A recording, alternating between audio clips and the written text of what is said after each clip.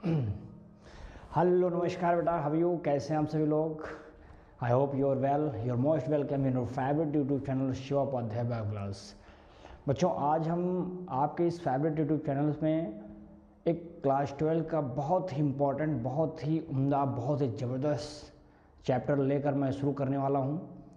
हालांकि आपने देखा इससे पहले कि हमने लगभग कुछ इम्पॉर्टेंट चैप्टर्स को लगभग समाप्त किया यहाँ पे। जैसे कि आपने देखा होगा कि human reproduction in flowering plant, human reproduction, reproductive health के बारे में देखा। वहीं पर आपने इनहेरिटेंस एंड वेरिएशन वाला चैप्टर भी देख लिया। साथ ही साथ आपने मॉलिक्यूलर लेवल पर कैसे इनहेरिटेंस होता है उसको भी आपने देखा है। यानी आप कह सकते हैं दोस्तों कि लगभग 5 chapter already has been done. अब इसके बाद में एक चैप्टर था एवोल्यूशन, जिसको मैंने आपको पहले ही बताया था कि एवोल्यूशन चैप्टर एक काफ़ी बोरिंग चैप्टर होता है, क्योंकि पूरी चैप्टर्स इसमें नहीं है, कुछ इंपॉर्टेंट टॉपिक्स होंगे जो हम लोग इसको लास्ट में देखेंगे। तो अब मैं शुरू कर रहा हूँ एक दूसरी यूनिट। उस यूनिट्स में सबसे पहला जो चैप्टर होगा ह्यूमन हेल्थ एंड ऑर्गेनाइजेशन, यानी ह्यूमन हेल्थ होगा और साथ ही साथ उसके जो डिजीज़ होंगे। तो आप देख पा रहे हो ह्यूमन हेल्थ एंड डिजीज़। तो आइए फिर बिना लेट के हुए इस गन शॉट में इस चैप्टर को भी नस्त नाबूद करेंगे, जो कि बहुत ही मज़ा आने वाला है इस चैप्टर में। इस बात को आपको बिल्कुल केयर करना है। और सबसे इम्पॉर्टेंट चीज़ बेटा, इसको शुरू से अंत तक ज़रूर बने रहिएगा, क्योंकि इस वीडियोस में क्या होता है कि अगर आप थोड़ा भी स्किप करते हो तो आपको चीज़ें जो पीछे पढ़ाई जाती हैं वो कनेक्ट नहीं हो पाती है ना। तो आपको अपने को कैसे कनेक्ट करना टॉपिक के साथ, तो यहाँ पे आइए, शुरू से अंत तक बने रहिएगा। वीडियो बहुत बड़ा भी नहीं होता है, बहुत ही लिमिटेड होगा, जो 40 मिनट में हम लोग समाप्त करेंगे इस चैप्टर को। वीडियो अच्छा लगेगा तो लाइक कमेंट शेयर जरूर करिए। देखिए दोस्तों, सबसे पहले हम तो इसकी जो भूमिका मैं बनाता हूँ, यानी बैकग्राउंड क्या है इसका। Human health and disease. आप जानते हो कि हर व्यक्ति को आप हेल्दी नहीं कह सकते। सपोज आप अगर कोई बीमार हो तो बीमार means not you are not healthy, है ना। आप बीमार हो गए तो क्या आप हेल्दी नहीं है? नहीं हो सकते हो ना। तो ओनली किसी व्यक्ति को अगर कोई डिजीज़ है, ये जस्टिफाई नहीं करता you are not a well, you are not healthy person, no. इसके लिए क्या होता साथियों कि हमारी जो संस्था है जिसका नाम है WHO, वर्ल्ड हेल्थ ऑर्गेनाइजेशन, ये एक ऐसी संस्था है जो सर्वोच्च बैठी हुई है। ये जितनी भी ऐसे प्रॉब्लम्स होते हैं सबको क्या करता है, गाइड करता है और सबको बहुत ही अच्छे से मॉनिटर भी करता है। ये कहता है कि वो व्यक्ति हेल्दी माना जाएगा जिसके पास कुछ अच्छे क्राइटेरिया होंगे। उस क्राइटेरिया में क्या है, जैसे कि आप देख सकते हैं, वो क्या कहता है, उस व्यक्ति को फिजिकली फिट होना है, उस व्यक्ति को मेंटली फिट होना है, सोशली फिट होना है, एज वेल एज उसको इमोशनली के साथ साथ कहने का बिहेवियर उसका अच्छा होना चाहिए। यानी इन तमाम चीज़ों को जो फिट कर कर रख रहा है, यानी इन तमाम चीज़ों पे जो खरा उतर रहा है, that person will be the fit and the healthy person. जैसा कि आपने पहले टर्म्स में देखा होगा इसके विषय में, पुराने समय में जो हिप्पोक्रेट्स होते थे, हिप्पोक्रेट्स के द्वारा भी और इंडियन आयुर्वेदा जो है, इन लोगों ने भी अच्छी मान्यताएं दी। इन्होंने कहा कि बॉडी के अंदर क्या होता है कि बहुत सारी ऐसी कनेक्टिविटी होती है, यानी जिसको आप कहते हो, क्या बोलते हो, इसी को हम लोग बोल देते हैं कि ये बैलेंस करता है ह्यूमर्स को हमारी बॉडी में। और जिसमें बैलेंस को ही, अगर बॉडी में कोई चीज़ बैलेंस अच्छे से नहीं हो पाती, जिस वजह से हमारी बॉडी में क्या होता है, एक प्रॉब्लम्स क्रिएट हो जाती है, यानी व्यक्ति हेल्दी नहीं माना जाता। अब वो क्या है, वो ह्यूमर्स। जैसे आपके ब्लड में अच्छे से सर्कुलेट कर रहा हो, हमारे ब्लड में कोई भी एंजाइम्स अच्छे से निकल रहा हो, कोई डाइजेस्टिव एंजाइम्स हों, या बॉडी के अंदर बहुत सारे इंटेस्टाइनल जूस होते हैं, इन सब का क्या होता है कि आपस में कोऑपरेट करके बॉडी के अंदर चल रही मेटाबॉलिक एक्टिविटी को अच्छे से प्रमोट करना, है ना। अगर इसमें किसी भी ऑर्गन में कोई प्रॉब्लम्स आ रही है तो बॉडी अच्छे से प्रॉपर वर्क अपना नहीं करती, जिससे हम कहते हैं यार मैं थोड़ा मतलब फिट, अपने आप को हेल्दी फील नहीं कर रहा हूँ। तो यही चीज़ें होती कि ऐसा पहले के समय में भी हिप्पोक्रेट्स और इंडियन आयुर्वेदा कह चुके हैं इन सब बातों को। अब आइए इसमें समझने वाली बात यह है कि आखिर फिजिकली, मेंटली, सोशल और इमोशनली को कैसे हम मैनेज करते हैं, यानी कि क्या है ये। आप जानते हैं दोस्तों कि आप जिम जाते हो एंड जिम में अच्छा वर्कआउट करते हो and you made your body fit, अपने आप को बहुत ही अच्छा हेल्दी भी बना के रखा आपने, बहुत अच्छे लुक आपका अच्छा है, बॉडी बिल्डर हो, अच्छा बाइसेप ट्राइसेप हो, इट्स ओके। बट अब क्या आप बॉडी से बहुत अच्छे फिट हो? क्या आप हेल्दी बन गए? जी नहीं।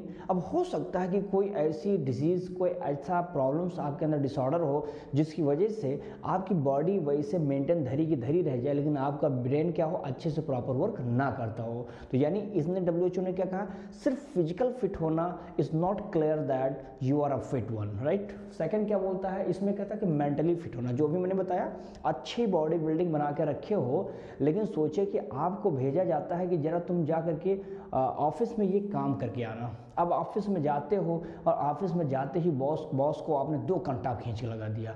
दैट मीन्स अब आपने मेंटली आप अच्छे नहीं हो, that means you are distract from your mental power, right. Body अच्छी थी, लोग आपको देख कर डर भी जाते थे, स्मार्ट थे, अच्छे थे, उसके साथ साथ ब्रेन का भी यूज़ करना है, बट आपके पास उतनी ज़्यादा मेंटल पावर नहीं है कि कहाँ पर you have to use your brain और कैसे आप चीज़ों को अच्छे से प्रमोट कर पाओ, कैसे गाइड कर पाओ। इन चीज़ों में आपको अच्छे से कोरिलेट करना चाहिए, लेकिन आपने ऐसा रिलेट नहीं किया, अर्थात अभी भी आप फिट नहीं हैं। सपोज आप ये सब फिट है लेकिन अब सोशली फिट नहीं हो। अब सब मैं एग्जाम्पल से समझा रहा हूँ। आप कार में जा रहे हो, ठीक है, कार में जाते समय आप स्लो मोशन में चल ही रहे थे, अचानक एक डॉग है, डॉग रास्ते से गुजर रहा है रोड पे ही, ठीक है। अब आप इतने कह सकते हैं कि मगरूफ हो अपने वर्क में, अपने मोबाइल में, अपने चीज़ों में कि आपने उसको देखा लेकिन आपने ब्रेक लगाना उचित नहीं समझा फॉर दैट, क्योंकि वो आपके लिए कोई इंपॉर्टेंस नहीं रखता है ना। अभी कोई लिविंग्स होता है, ह्यूमन्स बीइंग होता है, तो शायद उसके लिए आप थोड़ा सा अपने आप को प्रयास करते, अपने आप को प्रिवेंट करते, but that is the animal. तो आपने सोचा क्या दिक्कत है, मरेगा मरेगा, अपने को क्या है, निकल जाना है। तो आपने ये अपने साथ अच्छी फिटनेस रखा, अपना ब्रेन भी रखा ठीक ठाक, लेकिन समाज में कैसे लोगों से, कैसे चीज़ों को कैसे केयर करना है, ये आपके पास पावर नहीं है। आपने कार धाए दे चढ़ा दिया और वो बेचारा सीधा टिकट कटा के ऊपर चला गया। That means you are not fit from the socially. तो अभी भी आप फिट नहीं हैं। 2 अच्छे थे लेकिन अभी सोशल फिट नहीं, that means you are not a good person. Being a human you have to stop for that. What is the smallest animal और the largest animal, even anyone, but आपने ऐसा नहीं किया, that means you are not fit. मैं नहीं कह रहा हूँ, WHO कह रहा है, इसको ध्यान से समझिए। अभी WHO और एक चीज़ कहता है, ये कहता है भाई बिहेवियर आपका अच्छा होना चाहिए, बिहेवियर अच्छे से, लोगों के साथ अच्छे से आपका कॉन्टैक्ट अच्छा होना चाहिए। अगर आपसे किसी ने बोला सर गुड मॉर्निंग, तो आप उसको खींच के एक स्लैप नहीं लगाना है ना। You have to response to them as it is, है ना। कहते हैं ना कि आप जैसा रिस्पेक्ट करोगे आपको वही से मिलने वाला है। वही चीज़ें, बिहेवियर आपका अच्छा होना चाहिए, एज वेल एज आपको इमोशनली फिट होना है, क्योंकि ये आज के समय में दोस्तों बहुत ही ज़्यादा प्रॉब्लम क्रिएट कर रहा है। अपने इमोशनल को आपको कंट्रोल करना है। अब आप तनिक भी बात, किसी ने आपके अकॉर्डिंग या आपके अपोज कोई चीज़ बोल रखी है, आपने उस चीज़ को सुना और आपको लगने लगा यार this is my good friend but how they can just behave with me like this. अब आपको वहाँ तकलीफ थी, आपने तुरंत इमोशनल हो गए, रोना शुरू कर दिया, आपको लगने लगा यार अब तो सारी दुनिया मेरी ख़त्म हो गई, क्योंकि जहाँ विश्वास है उस व्यक्ति ने मेरे साथ इस प्रकार से ब्लंडर कर रखा है, तो अब तो भैया जिंदा नहीं रहना है। तो आप इमोशनल को कंट्रोल रखिए, है ना। यानी कहते हैं ना, 5 ज्ञानेंद्रियों को अपने आप अपने वश में रख लेना ही वो व्यक्ति सफल हो जाता है। तो ये चीज़ आपको कहीं ना कहीं हेल्दी के लिए इतनी बातें WHO कहता है, तो ये समझना है आपको। क्या मेरी बातें क्लियर हुई बच्चा? डेफिनेशन क्या, मैंने बैकग्राउंड अच्छे से समझा दिया है। अब समझते हैं दोस्तों इसके बारे में आगे। कहता है कि भाई कैसे हम हेल्थ को अफेक्ट कौन कर रहा है। तो देखिए अफेक्ट करने वाला, देखिए होता ना कि आप सफल हो रहे हो लेकिन आपके पीठ पीछे आपके पैर खींचने वाले बहुत हैं। जैसे आप जहाँ रहते हो, पढ़ते लिखते अगर अच्छे हो तो आपके अगल बगल यार दोस्त, गार्जियंस, रिलेटिव्स, ये लोग भी पैर खींचते हैं कि साला ये आगे ना बढ़ पाए, किसी तरह इसको बैक करो, पीछे करो, मेरा बेटा आगे जाए, मेरा बच्चा आगे जाए। ये होता है हर एक व्यक्ति, हर एक स्टूडेंट के अगल बगल, लोगों के अगल बगल। जैसे हनुमान ने जब पूरी लंका को जला कर राख कर दिया, तो जब रावण को देखा ये बंदर मेरे पेड़ पे बैठा हुआ है और वो बताइए मेरा पूरा लंका जला दिया, आज मैं इसकी पूंछ उखाड़ ही दूंगा। पूंछ पकड़ के लटक गया और हनुमान जी ने उसको देखा और ले पड़े, उड़ पड़े। जब बहुत ऊंचाई पे चला गया तो वो रावण जो गया था पूंछ उखाड़ने के लिए, वो दुआ मांगता है भगवान महादेव से, कहता है हे महादेव सब कुछ हो जाए आज, लेकिन ये पूंछ नहीं उखड़ना चाहिए, ये उखड़ गया तो मैं नीचे गिर जाऊंगा, मेरी ज़िंदगी समाप्त हो जाएगी। तो ये मत उखाड़ना। तो कभी कभी लोग पूंछ उखाड़ने जाते हैं लेकिन उसी उखाड़ने के चक्कर में उनकी ज़िंदगी उखड़ जाती है और फिर बाद में आप ही के लिए वो दुआ मांगते हैं। जैसा कि ना आप किसी के लिए गड्ढा खोदोगे तो आपके लिए ऑलरेडी तैयार है, सेम प्रोसेस। आप समझिए अपने टॉपिक से, मैं कनेक्ट करके आपको सिखाने की कोशिश करता हूँ, राइट। फिर देखिए होता क्या कि जैसे आप अच्छे बढ़ रहे थे तो अब आपको रोकने वाले हैं जेनेटिक डिसऑर्डर। अब अच्छे लुक थी, अच्छा मेंटल था, अच्छा पावर था, हो गया, एवरीथिंग इज गुड, लेकिन अब पता लगा आपके अंदर कोई रोग है, हीमोफीलिया है, जेनेटिक डिसऑर्डर चला गया। अब आप बहुत अच्छी body, personality, mental power, social wellbeing सब कुछ अच्छे हो, बट कट गए थोड़ा सा तो ब्लड बहता बहता चला जाएगा। बहता रहा, वही वाला गाना है ना, तो वो चलता रहेगा, बंद नहीं होगा, मर जाएगा आदमी। लाइफ स्टाइल आपकी गंदी होनी थी जा रही है आज के समय में। तो lifestyle is very bad just because of the mobile. If you get the mobile then you have to operate in whole night, कर सकते हो नो प्रॉब्लम, पता ही नहीं चलेगा कब 3 बजे कब 2 बजे का मॉर्निंग होगी, नथिंग, बिकॉज हमारा लाइफ स्टाइल फिट नहीं है। हमको 1 बजे सोना 2 बजे सोना कोई फिक्स है नहीं कि 9 बजे कि 10 बजे 11 बजे 12 बजे, नथिंग। जब मन में आया जब सो लिया, सब मन में आया तब उठ लिया। तो क्या बॉडी हमारी अच्छे से वर्क कर पाएगी? जी नहीं। तो यानी हमारी पूरी की पूरी मेटाबॉलिक जो एक्टिविटी चल रही that will be the disturb. इससे बचना है, लाइफ स्टाइल मेंटेन करिए। इन्फेक्शन, शरीर में बहुत अच्छा सारी बातें हैं, लेकिन कोई इन्फेक्शन आ गया है तो इन्फेक्शन से भी व्यक्ति कहीं ना कहीं क्या होता है, प्रॉब्लम्स में आ जाता है। तो ये चीज़ें हमारे हमको प्रभावित करती हैं। अब होता क्या है कि कैसे हम समझें कि ये जो इन्फेक्शन लोग हैं ये इन्फेक्शन कैसे क्या करते हैं। देखिए इन्फेक्शन कहते हैं दोस्तों, मैं दिखाता हूँ डिजीज़। अब डिजीज़ क्या होता है, बॉडी में कोई डिसऑर्डर आपको दिखाई पड़े, नहीं कुछ ना कुछ कमियाँ आपको दिखाई पड़े ना, बॉडी अच्छे से काम ना कर पाए, नहीं the body will not proper work, that means कुछ ना कुछ प्रॉब्लम्स हैं। पहले जो साइन आएगा आपको दिखेगा, साइन से फिर आपको एक सिम्टम दिखने लगेगा, फिर आप कहते हो यार ये तो इसको डायग्नोस कराओ, यानी ये डिजीज़ इसको है।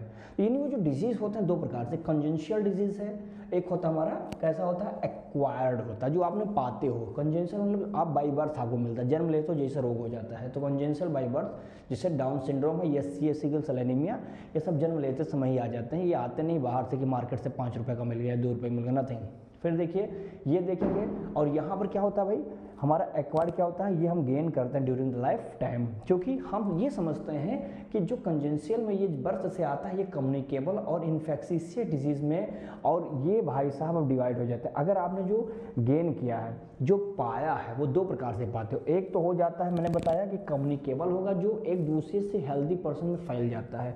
नॉन कम्युनिकेबल होगा, जो नॉन इन्फेक्शियस, दोनों के नाम है, जो क्या होते हैं, can not be spread from the infected person to the healthy person. Example में जैसे कैंसर, एलर्जी, किसी को कैंसर हो, छू लो, हाथ मिला लो, गले मिलो, नो प्रॉब्लम यार, ये थोड़े ना आपको इन्फेक्ट करेगा या किसी व्यक्ति को फैलाएगा, नथिंग। एलर्जी आपके शरीर में है, आप किसी से हाथ में मिलाओगे तो आप ये मत सोचिएगा भाई इसको तो एलर्जी है मैं भी हो जाऊंगा, नथिंग, आप नहीं होने वाले हो, आप फिट रहोगे जैसे वैसे। अब देखिए, अब मैं समझाऊंगा इसको कि आखिर जो हमें ये मिला है गेन करते, ये हमने दिखा दिया कि ये कम्युनिकेबल है, नॉन कम्युनिकेबल है। कम्युनिकेबल में हम देखेंगे साथियों, जैसे पहला मैं समझाऊंगा इस जो ऐसा रोग जो स्प्रेड होता है किसी हेल्दी पर्सन से बायोलॉजी, यानी एक प्रकार से कम्युनिकेबल करवाना है तो हेल्दी पर्सन के पास इन्फेक्टेड किसी पर्सन के द्वारा ही आता है। अब वो कैसे भी आता है वो आगे देखेंगे। हालांकि इसमें एक बायोलॉजिकल एजेंट चाहिए। Biological agents is a very important for the transfer of the disease from the infected to the healthy person. जो कौन कौन से हैं देखिए, पहला होगा दोस्तों, जैसे मैं बात करता हूँ बैक्टीरिया के द्वारा, बहुत सारे ऐसे बैक्टीरियल डिजीज हैं जिसमें पहला मैं लेता हूँ टाइफाइड। टाइफाइड किसके द्वारा होता है, साल्मोनेला टाइफी के द्वारा होता है, जो कंटामिनेटेड फूड और वाटर के द्वारा होता है। सबसे पहले दोस्तों हम बता दें आपको, एक कुकर थी जो खाना पकाने वाली थी जिसका नाम था मैरी मेलन। हालांकि इसका बाद में टाइफाइड मैरी के नाम से नाम पड़ गया था, क्योंकि उसी नाम से प्रचलित थी। अगल बगल एरिया में जिसको देखो, जिसको टाइफाइड टाइफाइड टाइफाइड, क्या हुआ भाई, पता लगा इस रेस्टोरेंट से खा के आ रहा है तो मैरी मेलन ने क्या किया, सबको बेलन दे दिया, मतलब प्रॉब्लम क्रिएट करवा दी। उसको पहले से इन्फेक्शन था ये वाला, अब उसको लगा, लोगों को लगने लगा यार ये है क्या, तब जांच वगैरह हो तो उसी का नाम आया मैरी मेलन हो गया, जिससे उसको निक नेम पढ़ा दिया कि भाई ये तो हमारे लिए क्या है, टाइफाइड मैरी है। फिर बाद में पता चला कि यहाँ ऐसे ऐसे फैलता चला जाता है, जो कि स्मॉल इंटेस्टाइन में सबसे पहले ही आता है। इसको इसके चेकअप कराने के लिए हम लोग विडाल टेस्ट करवाते हैं, ठीक है ना। इसमें हेडेक हो जाएगा, फीवर हो जाएगा, आपको नौसिया हो जाएगा, वोमिटिंग टाइप का होगा, ऐसी प्रॉब्लम्स आने लगती हैं जिसमें बॉडी टेम्परेचर बढ़ जाती है, 39 to 40 डिग्री सेंटीग्रेड बढ़ जाता है। तो ऐसे प्रॉब्लम्स आते हैं किसमें, इसमें। ज़्यादा नहीं, बस समझना है डिजीज़ कॉजल ऑर्गेनिज्म जान लीजिए कौन सा डिजीज़ है। अब देखो निमोनिया भी उसी में आता है, स्ट्रेप्टोकोकस निमोनिया, हीमोफिलस इन्फ्लुएंजा, ये दोनों क्या करते हैं भाई साहब, निमोनिया करने का काम करते हैं। अब ये क्या होता है, जो हमारा लंग्स होता है, लंग्स में एल्विलाई वाला जो भाग होता है उसी को लाके जैम कर देते हैं, यानी पूरा एल्विलाई वाला भाग में क्या होता है, इससे फ्लूइड टाइप का भर जाता है, जिससे कफिंग, स्नीजिंग, ये सब प्रॉब्लम होने लगता है। और किसी इन्फेक्टेड पर्सन के ड्रॉपलेट से ही आगे स्प्रेड करता है, किसी हेल्दी पर्सन के पास जाता है, जिसमें होता क्या भाई, इसमें आप देखेंगे जो फीवर होगा, हेडेक होगा, कफिंग होगा, चिल होगा, लिप और जो हमारे नेल्स होते हैं ये ग्रेइश कलर से ले करके ब्लूइश कलर में चेंज हो जाते हैं। तो ये चीज़ें आपको देखने को इसमें मिल सकता है, सही है। चलो आगे देखो इसमें। अब इसमें दोस्तों क्या होता है कि एक आ जाएगा हमारा क्या, वायरल के द्वारा कौन सा है, तो इसमें उसमें होता है कॉमन कोल्ड। कॉमन कोल्ड में आपको पता होगा, जिस कॉमन कोल्ड को राइनिट्स भी कहा जाता है ना, जिस ग्रुप के द्वारा ये हमारे कॉमन कोल्ड होता है, सर्दी खांसी ये सब होता है, ये सब राइनो वायरस के द्वारा होता है। ये हमारे अपर रिस्पायरेटरी ट्रैक्ट को परेशान कर देते हैं। रेस्पिरेटरी ऑर्गन ही होगा, लेकिन अपर वाला भाग क्या होता है, इससे प्रभावित हो जाता है, जिसमें ये क्या होता है, जब हम कंटेमिनेटेड ऑब्जेक्ट को टच करते हैं, छूते हैं, खा पी लेते हैं उसके द्वारा किसी चीज़ से, तो हो जाता है। इन्फेक्टेड पर्सन के ड्रॉपलेट से ही आगे फैलता है, जिसमें हेडेक है, कफिंग है, चिल है, ये सब प्रॉब्लम होना शुरू हो जाते हैं। इसके सिम्टम हर 3 से 7 दिन पे क्या होते हैं, आपको अपीयर होने शुरू हो जाते हैं। ये चीज़ इसमें देखने को मिलता है, जो कि वायरल के द्वारा होता है। अगला है डेंगू। जानते हैं कि एक डेंगू वायरस होता है जिसमें आरएनए इसका जेनेटिक मटेरियल होता है। तो इसमें क्या होता है, आर्बो वायरस, ये आरएनए इसमें वेक्टर के यूज़ करते हैं। इसमें ये फीमेल एडिस जो मॉस्किटो होता है, इसी के द्वारा आगे फैलता है, जो इन्फेक्टेड पर्सन से लेके किसी हेल्दी पर्सन के पास ही जाके फैलाता है। जिसमें आप देख सकते हैं टेम्परेचर होगा, प्रेशर होगा, एक प्रकार से आपको प्रॉब्लम्स क्रिएट होगा, बुखार होगा, ये सब चीज़ें दिखाई पड़ती हैं, हेडेक होगा, फीवर होगा, ज्वाइंट बॉडी पेन बहुत तगड़े होते हैं। ये क्या करेंगे, बॉडी के अंदर प्लेटलेट्स की संख्या कम हो जाती है। प्लेटलेट्स कम होगी, आपको नौशिया होगा, चक्कर आएगा, वोमिटिंग होगी, उल्टी पुल्टी होगा, लिम्फ नोड्स स्वेल हो जाते हैं, फूल जाते हैं, यानी लिम्फेटिक नोड्स में बड़ी तगड़ी फूलन होती है, तो और क्रिएट करता है। जिसमें दोस्तों होगा क्या, कभी कभी हम देखते हैं कि इसी डेंगू में एक होता है हमारा क्या, हेमरेजिक डेंगू होता है, फीवर होता है, हेमरेजिक डेंगू फीवर होता है, जिससे ब्लड की वेसल जो होती है वो रप्चर हो जाती है, फट जाती है। तो ये और ख़तरनाक है रप्चरिंग होते समय, जो इंटरनल ब्लीडिंग करवा देता है, ठीक है ना, इंटरनल ब्लीडिंग करवाएगा। इसके लिए हम लोग क्या करते हैं, एंटीपायरेटिक हम लोग यूज़ करते हैं मेडिसिन के रूप में। रेस्ट करना चाहिए हम लोगों को, ब्लड को टेस्ट कराना चाहिए समय समय पर, यानी प्लेटलेट्स की संख्या को आपको काउंट करवाना चाहिए। इसमें हम लोग क्या करते हैं, टॉर्निक्वेट टेस्ट भी करवा लेते हैं ना। ये सारी प्रॉब्लम्स हम यहीं से उसका निजात पा जाते हैं। फिर देखेंगे यहाँ पे वायरल में आपने देख ही लिया है। अब अगला देखेंगे चिकनगुनिया क्या है। चिकनगुनिया क्या है, ये भी उसी आर्बो वायरस के द्वारा ही होता है, जिसमें आरएनए ही होता है। फीमेल एडिस मॉस्किटो आगे फैलाता है, किसी इन्फेक्टेड पर्सन से क्या करता है, हेल्दी पर्सन पे ले जाता है, जिसमें भी आपको हेडेक जैसे प्रॉब्लम्स यहाँ पर भी देखने को मिल जाएगा। फीवर होगा, जॉइंट पेन होगा, बहुत ही सीवियर होता है, बड़ा घातक खतरनाक है ये चीज़ इसमें देखने को मिलेगा।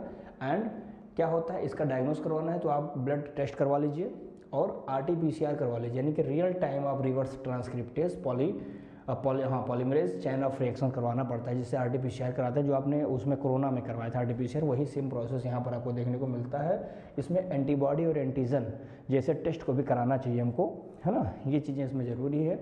अच्छा, इसमें डेंगू हो गया। अब देखिए, इसमें अगर आप ट्रीटमेंट करवाना चाहते हैं दोस्तों, तो आपको पेन किलर खाना पड़ेगा, इसमें फ्लूइड इंटेक करवाना पड़ेगा, रेस्ट करना पड़ेगा, है ना।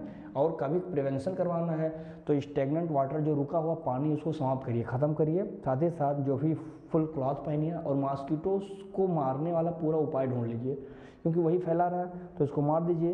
कैरोसिन जो होता है, उस कैरोसिन ऑयल को पानी में छींट दीजिए, स्प्रेड करिए, छेड़ उड़का दीजिए अगल बगल, जिससे हो जाएगा। अगर पानी कहीं पर है, तालाब है, पॉन्ड सब, वहाँ पर आप क्या करिए, वहाँ पर गेम्बूसिया नामक एक फिश होती है, उसको छुड़वा दीजिए। गेम्बूसिया क्या करती है, किसको खाती है, मच्छरों को खाती है, तो उसका नाश्ता वही है। समझ में आई बातें? आई होप कि आपको ये चीज़ें समझ में आ रही होंगी। चलिए अब इसका सॉल्व लीजिए, फिर आगे मैं बताता हूँ। चलिए,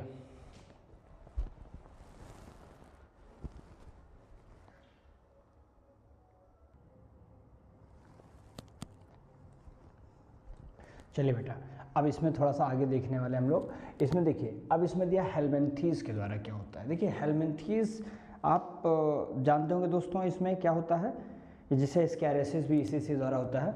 देखिए, अब इसमें एस्कैरियासिस देख लीजिए किसके द्वारा हो रहा है भैया, तो ये बता दीजिएगा कि सर ये एस्कैरियासिस जो होता है एस्कैरिस के द्वारा होता है। कहाँ पे होगा, स्मॉल इंटेस्टाइन में होगा। कैसे होता है, जो एग होते हैं पैरासाइट के, वो रिलीज होते हैं through the faces and contaminated things, यानी जो भी चीज़ें होती हैं जो हमारे लिए वो पैरासाइट, उनके जो अंडे होते हैं ना, उसी अंडे से आता है, जो कि थ्रू कैसे आते होंगे, जो फीसेस होते हैं ना, जो गंदगी है, जो और भी गंदगी चीज़ें जैसे सब्जी का छिलका, केले का छिलका, ये जितनी भी चीज़ें कंटामिनेंट होती हैं, इन सब से भी क्या होती है, वहाँ से आकर के एक हेल्दी पर्सन के पास क्या होती है, पहुँच जाती हैं। काम क्या करेगी ये, मस्कुलर पेन होगा, बहुत दर्द होगा, फीवर हो जाएगा, इंटरनल ब्लीडिंग हो जाएगा। इसमें बड़ा घातक होता है इंटरनल ब्लीडिंग, ब्लॉक कर देगा आपके इंटेस्टाइन पैसेजेस को, यानी खाने पीने का जो रास्ता है उसको बिल्कुल ब्लॉक करेगा, बड़ा दिक्कत करेगा ये, ठीक है ना। तो ये चीज़ें ध्यान रखिएगा, हेलमिंथेस के द्वारा है। उसी में आप देखेंगे एक होता है विचेरियार या विचेरियासिस, इसी को एलिफेंटियासिस बोलते हैं या फिलारियासिस भी बोला जाता है। ध्यान दीजिएगा दोस्तों, ये किसके द्वारा होता है, तो वुचेरिया बैंक्रॉफ्टी है, वुचेरिया मलाई है, जो कि फ्लेरियल वर्म होता है, यही डिजीज़ करता है, बहुत घातक है ये, ठीक है ना। क्या होता है, ये लिम्फेटिक वेसल्स जो होते हैं वहाँ पर एक क्रोनिक इन्फ्लेमेशन होगा, सूजन होगा ओवर द ईयर, लंबे समय तक ये चला आता है, ठीक है ना। ये तो ऐसे रोग है जिसमें आपको देखेंगे 2-4 साल 8-10 साल तक पड़ा रहेगा, जान ही नहीं पाओगे। अचानक से ये सूजन होता रहेगा, सही होगा, सूजन होगा, सही होगा, फिर एक बार आपको पता होगा जब ये पूरे के पूरे कह सकते हैं कि लेग वाला एरिया जो जेनाइटल पार्ट भी इसमें डैमेज होगा। अभी बताता हूँ, देखो कैसे होता है ये बाइट, कैसे होता है। एक फीमेल होती है जिसका नाम होता है क्यूलेक्स मॉस्किटोज, इसके बाइट करने से ही क्या होता है, ये रोग आगे फैलता है, जो कि अफेक्ट करता है जो लोअर बॉडी पार्ट है, इवन स्क्रोटम तक। ये मेल्स के केसेस में देखा जाता है कि जो जेनाइटल पार्ट होता है, स्क्रोटम वाला एरिया भी काफ़ी इसमें सूज जाता है और इसमें भी प्रॉब्लम आनी शुरू हो जाती है। ये लिम्फ की जो यानी कह सकते हैं जो हमारी जो लिम्फेटिक वेसल्स होती हैं, लिम्फ नोड में तो होगा ही होगा, लिम्फ नोड का मेन प्रॉब्लम यहीं पे होगा। ये लिम्फेटिक वेसल्स को ब्लॉक कर देती हैं, चारों तरफ से ब्लॉक कर देंगी, जिससे वो क्या हो जाएगा, स्वेल हो जाएगा, फूल जाएगा, ड्राई होगा, रिंकल, मतलब इसकी पूरी स्किन जो हो जाएगी ड्राई होगी, झुर्रीदार पड़ेगी, झुर्रियाँ पड़ जाएंगी पूरे स्किन पे, लगेगा जैसे हाथी की तरह है वो ना, तो इसीलिए कहा जाता है इसको एलिफेंटियासिस डिजीज़ के नाम से भी जाना जाता है, ठीक है। चलिए ये हो गया इसके बारे में। अब आइए फंगल डिजीज़। आज के समय में हर एक व्यक्ति कहने के फंगल रोग से परेशान है, जिसको दांत खाज खुजली के नाम से जानते हैं, अलग अलग ऐड चलाते हैं, दांत खाज खुजली मिटाएं बस 1 घंटे में। अरे वो 1 घंटा कहाँ है भैया, तुम इन सबसे ज़्यादा परे हो गए हो तुरंत, जी नहीं। तो ये क्या करता है फंगल डिजीज़, जिसको रिंग वर्म, पहला नंबर देखेंगे रिंग वर्म, जो क्या करता है, जो बिलोंग करता है कुछ जनरा है, उस जनरे का नाम आपको जरूर जान लेना दोस्तों कि कहाँ कौन जनरा है। तो माइक्रोस्पोरम, एपिडर्मोफाइटॉन, ट्राइकोफाइटॉन, ये 3 स्पीसीज, तीनों का नाम रख लीजिए जो जनरे से बिलोंग करते हैं, Microsporum, Epidermophyton and Trichophyton. These are very important, play the role in the fungal disease. समझिएगा क्या करते हैं ये, ऑन द स्किन पर, नेल्स पर, हेयर्स, जड़ों में पड़ जाते हैं बालों के, वहाँ पर इसको बिल्कुल ख़त्म कर देते हैं, नेल्स में पूरे नाखूने उजाड़ लेते हैं ये। तो ये सारे रोग होते हैं जो यूज़ करने से दूसरों के होते हैं। क्या यूज़ करने से, उनका टावल, उनका क्लॉथ, उनका कंघा, कॉम्ब, तो ऐसे इन्फेक्टेड पर्सन का अगर आप यूज़ करते हैं तो कहीं ना कहीं ये देखने को मिल जाते हैं। खास तौर पर कुछ यहाँ पर ये सॉइल बॉर्न भी होते हैं, इसको भी ध्यान रखिएगा। सेम टाइम इनका क्या होगा, पूरी की पूरी बॉडी आप देखेंगे तो लेजन्स होगी, डैमेज हो जाएगी, जहाँ हमारा जो अफेक्टेड पार्ट होगा बिल्कुल खुजलाते खुजलाते बिल्कुल डैमेज होएगा, लेजन्स हो जाएगा इसमें, ठीक है ना। ये हो जाएगा, ईचिंग तगड़ी होगी, खुजलाहट होगी, हीट और मॉइस्चर, ये 2 ऐसे कंडीशन होते हैं जिसमें इन फंगल को ग्रो करने के अच्छे चांस मिल जाते हैं, ठीक है ना। तो हेल्प करते हैं टू द ग्रो। फिर आता है जो सबसे इंपॉर्टेंट है प्रोटोजोन्स। जानते हैं प्रोटोजोआ एक एक्वाटिक एनिमल्स होते हैं, मतलब जो माइक्रो ऑर्गेनिज्म आपको दिखाई पड़ेंगे, जैसे पैरामीशियम है, प्रोटोजोआ है ना। प्रोटोजोआ तो ऐसा है कि एक बार मेरे प्रोडक्शन के दौरान क्या करेगा, 1 से 1000 नंबर में उस जनरेशन को या उस नंबर को बढ़ा देता ही है। तो यानी प्रकार से ये कहते हैं कि मल्टीपल फिशन इसमें होता है। और होता क्या दोस्तों कि ये सब पानी में ही पाए जाते हैं। ये क्या होता है, ये रोग करते हैं स्पेशल जो है मलेरिया, मलेरिया ज़्यादा इंपॉर्टेंट है। देखिएगा ये कैसे होते हैं, तो प्लाज्मोडियम वाइवेक्स है जो एक इंपॉर्टेंट रोल अदा करेगा। प्लाज्मोडियम आपको और देखेंगे मलेरिया है, प्लाज्मोडियम फैल्सीपेरम है। Falciparum is a very very malignant होता है, घातक होता है, जो जान लीजिए सबसे जहरीला है आपके लिए। क्या ये लोग करते हैं भैया, तो ये क्या होते हैं, फीमेल एनाफिलीज मॉस्किटो जो होता है ये एज अ वेक्टर के, वेक्टर एक ऐसा संसाधन है, एक ऐसा साधन है जो किसी चीज़ को, किसी रोग को बैठाता है और बैठा करके किसी होस्ट में ले जाके छोड़ाता है। तो ये वेक्टर होते हैं जो ले जा करके ह्यूमन्स की बॉडी में थ्रू करते हैं।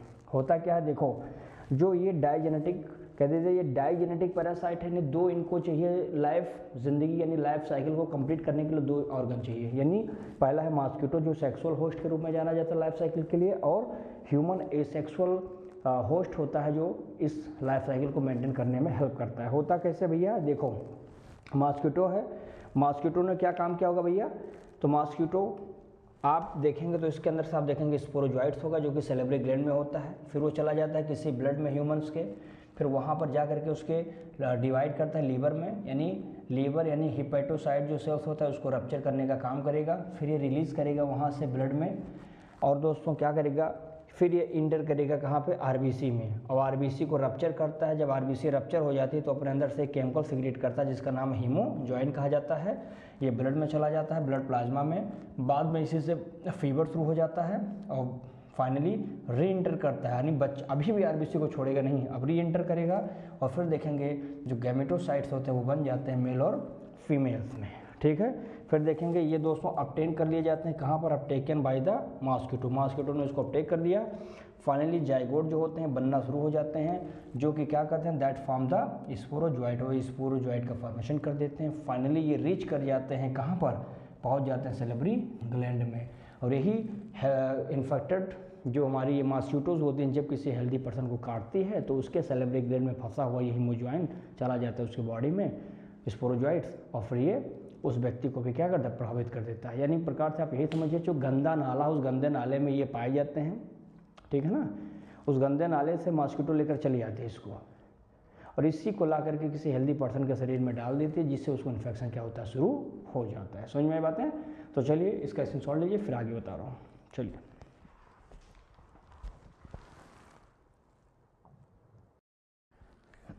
चलो बेटा आगे इसमें देखो, इसमें जो सबसे इम्पोर्टेंट चीज़ है आप देखेंगे इम्यूनिटी में दोस्तों आप जानते होंगे कि इम्यूनिटी क्या होती है कि ability of body to fight off a causal organism, किसी भी कॉजल ऑर्गेनिज्म से लड़ने के लिए जो भी बॉडी के अंदर एक प्रकार से जो शक्ति तैयार होती है, यानी जो पावर होती है, इसी को हम लोग क्या कहते हैं, इम्यूनिटी के नाम से जानते हैं। ये दो प्रकार के होते हैं, एक का नाम है इनेट आप जानते होंगे दोस्तों कि ये इनबॉर्न होता है, यानी कि पैदा होते समय ही हमारे बॉडी में होता है, यानी कि बर्थ टाइम से बना रहता है। ये नॉन स्पेसिफिक होता है, ऐसा नहीं कि एक पर्टिकुलर रोग के लिए ही एक काम करेगा, सबके लिए कह सकते हैं सिमिलर वर्क कर सकते हैं, यानी कि react to all the causing agents, जितने भी कॉजिंग एजेंट्स हमारे बॉडी में आएंगे सबके लिए बिल्कुल सिमिलर वर्क करेगा, ठीक है। चलो देखिए एक इम्पॉर्टेंट बात इसकी क्या है, किसी प्रकार की मेमोरी नहीं बनती है कि आज जैसे मान लो सांप ने काटा, ठीक है, अब सांप ने काटा तो आपने एक दवा ले ली, इंजेक्शन लगा लिया, एंटीवेनम लगा लिया, ठीक है। अब आपको लगा कि एंटीवेनम हमने लगा लिया, दोबारा मुझे सांप काटेगा तो अपने आप सही हो जाएगा, ऐसा कुछ नहीं होता है, आपको दोबारा इंजेक्शन लेना ही पड़ेगा, यानी इसकी कोई मेमोरी नहीं बनती है। तो ये चीज़ आप ऐसे समझ सकते हैं यहाँ पे। दूसरा दोस्तों एक्वायर्ड में आप जानते हैं दोस्तों कि ड्यूरिंग द लाइफ टाइम, यानी जब आप जीवन जीते हो तो उस दौरान जो आप अपने जीवन में गेन करते हो उससे ही बोलते हैं क्या, एक्वायर्ड इम्यूनिटी कहा जाता है, जो कि बहुत ही हाई स्पेसिफिक होती है, जिसकी मेमोरी हमारी बॉडी क्या करती है, बना लेती है। समझ में आई बात? यानी एक बार हो गया तो दोबारा वो केयर रहेगा नहीं, फिर दूसरी मरतबा उसको मारने की ताकत और ज़्यादा आ जाती है। इसके चार, जैसे आप इनेट पढ़ते हो तो इनेट को हम कैसे डिफाइन करते हैं, तो इसके चार बैरियर होते हैं। देखो जैसे फिजिकल बैरियर आप जानते हैं कि फिजिकल माने स्किन, ये हमारा जो स्किन है ना, ये चमड़ी, इस पर कोई इन्फेक्शन होता है, कोई डिजीज़ माइक्रोब्स आता है तो सबसे पहले यही उसको खा लेता है, यहाँ आने ही नहीं देता अंदर तक, सेल तक। तो स्किन होता है जिस पर म्यूकस चढ़ा होता है, कहाँ पर होता है, जेनाइटल कह सकते हैं, जो ट्रैक्ट होता है वहाँ पर भी होता है, जो हमारा रिस्पायरेटरी ट्रैक्ट होता है, यूरोजेनाइटल ट्रैक्ट होता है, गैस्ट्रो इंटेस्टाइनल जो हम होता है दोस्तों, ये जितनी भी चीज़ें होती हैं इन सब के ऊपर म्यूकस चढ़ी होती है, और म्यूकस से हमारे अंदर आने वाले जो भी माइक्रोब्स होते हैं इससे हमें क्या होता है, सुरक्षा मिल जाता है। सेकेंड बैरियर देखेंगे दोस्तों, ये होता है फिजिकल, ये सब कह सकते हैं फर्स्ट लाइन के हैं ये सब। फिजिकल में होता है, इसमें हाइड्रोक्लोरिक एसिड पाया जाता है, लाइसोजाइम पाया जाता है। आंखों में आप देखिए कोई कीड़ा मर जाता है तो कीड़ा अपना रगड़ दीजिए मर जाएगा, क्योंकि उसमें लाइसोजाइम होता है। सलाइवा में लाइसोजाइम होता है। ये सब क्या करते हैं दोस्तों, एक प्रकार से एंटी बैक्टीरियल होते हैं, इन बैक्टीरिया वगैरह को मार देने की ताकत ये लोग रखते हैं। तो ये भी फिजियोलॉजिकली कहीं ना कहीं ये फर्स्ट डिग्री वाले मदद करते हैं। वहीं पर आते हैं कुछ सेकंड डिग्री में आते हैं, जिसको आप सेलुलर कहते हैं, सेल लेवल पर होता है, जो कि जैसे कि ल्यूकोसाइट होता है, WBC होता है, जो कि हमारे लिए एक कह सकते हैं कि PMNL के रूप में, जैसे आप देख सकते हैं लाइक द PMNL, ठीक है ना, पॉलीमार्फोन्यूक्लियर जो होता है वो यहाँ पर आपको देखने को मिल सकता है। तो ये, और एक तो नेचुरल जो हमारा लिम्फोसाइट होता है तो मदद कर ही रहा है। फिर देखेंगे साइटोकाइन, जो कि दोस्तों क्या करता है, एक वायरल इन्फेक्टेड सेल होता है, वायरल के द्वारा इन्फेक्टेड पहले से किया गया कोई सेल होता है जो एक प्रोटीन तैयार कर देता है, उस प्रोटीन का नाम है इंटरफेरॉन्स। यानी दोस्तों क्या होता है, ये हमारे बॉडी में जब ये आता है तो आप इस चीज़ को बहुत इंपॉर्टेंटली ये जान लीजिएगा कि ये करता क्या। जैसे मान लो कि एक सेल है, ठीक है, वायरस इन्फेक्टेड हुआ, अब वो अपनी आहुति दे देता है, लेकिन अगल बगल के सब लोगों को सिक्योर कर जाता है कि हाँ अब किसी को तुम नुकसान नहीं कर पाओगे, तो उसको बोलते हैं, एक प्रोटीन रिलीज करता है, इसी का नाम है इंटरफेरॉन के नाम से जाना जाता है, जो कि बहुत ही हाई मॉलिक्यूलर वेट का होता है ये प्रोटीन, जो कि सुरक्षित करता है सेल्स लोग को, है ना। फिर देखेंगे एक्वायर्ड वाला क्या होता है। इनेट तो आपने देख लिया, एक्वायर्ड में थोड़ा और डीप समझेंगे दोस्तों। जैसा कि एक्वायर्ड आपने देखा कि ड्यूरिंग द लाइफ टाइम जो मिलता है, एक्वायर्ड में देखिए होता क्या दोस्तों, जब हमारे शरीर में कोई हमको नुकसान करने वाला काजल ऑर्गेनिज्म आता है, हमें परेशान करता है, डिस्टर्ब करता है, इन्फेक्शन करता है, तो क्या होता है वो हमारे लिए फर्स्ट टाइम जो प्रोड्यूस हमारी बॉडी क्या करती है उसके प्रति रिस्पॉन्स करती है। इसको बोलते हैं प्राइमरी रिस्पॉन्स, जो कि काफ़ी लो इंटेंसिटी का होता है। लेकिन अगर वही सेम माइक्रोब्स हमारी बॉडी में दोबारा आता है, सेम माइक्रोब्स आता है, तो हमारी बॉडी फिर से रिस्पॉन्स करती है। अब इस मरतबा इसको कहा जाता है सेकेंडरी रिस्पॉन्स कहा जाता है, ठीक है ना। अब प्राइमरी रिस्पॉन्स और सेकेंडरी रिस्पॉन्स को दोस्तों कैरिड होते हैं with the help of the two special type of cell. नाम क्या है उसका, बी लिम्फोसाइट, टी लिम्फोसाइट। ये हमारे बॉडी में मदद करते हैं। चूँकि बी लिम्फोसाइट का नाम आप जान लीजिए कि बी लिम्फोसाइट हमारी बॉडी में एक ऐसी पावरफुल जनरेट करता है, एंटीबॉडी बनाता है, जिस एंटीबॉडी की बदौलत हम सारे माइक्रोब से क्या करते हैं, लड़ पाते हैं, हमारी बॉडी सुरक्षित करती है हमको। और टी लिम्फोसाइट किसी प्रकार की एंटीबॉडी रिलीज नहीं करता है, but it can help to the B lymphocyte for the produce of the antibody. Antibody के लिए इसको मदद करने का काम करता है। फिर देखेंगे दोस्तों जितने भी एंटीबॉडी होते हैं इसके पास 4 पेप्टाइड बॉन्ड पाए जाते हैं। 2 स्मॉल होते हैं जो कि लाइट कहे जाते हैं, 2 लार्जर होते हैं जिसको हम क्या बोलते हैं, हैवी कहते हैं। तो 2 लार्ज 2 हैवी, हैवी H2L2 इस फॉर्मेट में इसको लिखा भी जाता है। और डिफरेंट टाइप के जो एंटीबॉडी होते हैं हमारे ब्लड में क्या होते हैं, पाए जाते हैं। जैसे कि आप देख सकते हैं IgA, IgM है, IgE है, IgG के नाम से है। या फिगर देख सकते हैं दोस्तों एंटीबॉडी का बनाया है, जो ह्यूमन बॉडी के अंदर वाई शेप के जो एंटीबॉडी पाए जाते हैं, इसमें भी आपने देखा कि 4 पेप्टाइड बांड होते हैं, जो 2 लोअर होते हैं, 2 हल्के होते हैं, 2 भारी होते हैं। ये सल्फर बांड से क्या होते हैं, आपस में जुड़े रहते हैं, ठीक है। और यहाँ पर आप देख सकते हैं यन, ये हमारा टर्मिनल एरिया होता है। और इससे क्या होता है, ये हमारा एंटीजन बाइंडिंग साइट होता है। एंटीजन बाइंडिंग साइट को हम लोग बोलते हैं क्या, पैराटॉप कहा जाता है। ये कहाँ पर होते हैं, ऑन द एंटीबॉडी पर पाए जाते हैं, ठीक है। और पैराटॉप क्या होता है, एक प्रकार से प्रेजेंट होता है हैवी और एक प्रकार से लाइट जो पेप्टाइड बांड है उसके बीच में पाया जाता है। साथ ही साथ ये हमेशा ध्यान रखिएगा कि ये यन टर्मिनल एरिया पर भी ये पाए जाते हैं। तो ये आप देख सकते हैं कि कैसे लाइट वाला हो गया, ये हमारा हैवी चेन हो गया। और इस प्रकार से ये डाइसल्फाइड बॉन्ड से जुड़े रहते हैं। ये एन टर्मिनल वाला भाग होता है। ये बीच में आप देख सकते हैं किस तरह से एंटीजन इससे बाइंड करता है। तो this is the structures of the antibody, या इसी को बोलते हैं इम्यूनोग्लोबिन के नाम से जाना जाता है, जिसका नाम होता है, हम इसको शॉर्ट फॉर्म में IG कहते हैं, इम्यूनोग्लोबिन कहा जाता है ना ह्यूमन के अंदर, इसी के नाम से समझते हैं। फिर देखिएगा दोस्तों ये सब कहाँ होते हैं एंटीबॉडी, ये ब्लड में पाए जाते हैं जो कि रिस्पॉन्स करते हैं। अगर ब्लड में पाया गया ह्यूमन के शरीर में जब रिस्पॉन्स होता है तब इसका नाम हो जाता है ह्यूमरल इम्यून रिस्पॉन्स कहा जाता है, ठीक है। कुछ एंटीबॉडी का नाम मैंने आपको बता ही दिया है, जैसे IgG जी 80% होते हैं जो कि मोनोमर स्ट्रक्चर्स के होते हैं। ये मतलब सिंपल एक मोनोमर एक स्ट्रक्चर्स होगा इसका। कहाँ पर होते हैं, ये क्रॉसेस बाय द प्लेसेंटा, माँ के प्लेसेंटा जो होता है ना, बच्चे फिटस में ट्रांसफ़र करने का काम करता है, तो वहाँ से मिलता है। और एक प्रकार से IgA जो होता है दोस्तों 10 से 15% है, जो कि डाइमर होता है। कहाँ पर होता है, secrete in the saliva, mucus and colostrum, ये वहाँ से निकलने का काम करता है। IgM आप जानते हैं 5 से 10% होता है, जो कि क्या करता है, पेंटामेरर होता है, 5 आकार का होता है, सिक्रीट करता है ड्यूरिंग द प्रेगनेंसी। प्रेगनेंसी के दौरान दोस्तों यही हमारा IgM जो है रिलीज तगड़ी मात्रा में हो जाता है, जो इस प्रकार के पेन को सहने की क्षमता भी कहीं ना कहीं उसमें जिम्मेदार होता है, जो सहन क्षमता की देने का काम करता है। IgE जो कि दोस्तों देखिए सबसे लीस्ट होता है, लेस देन 1% होगा, मोनोमर स्ट्रक्चर्स होगा। ये क्या करता है, ड्यूरिंग द एलर्जिक रिएक्शन के दौरान ये बॉडी में सिक्रीट होने का काम करते हैं। क्या मामला है, तक समझ में आ रहा है। चलिए इसका सॉल्व लीजिए फिर आगे बताया जाए।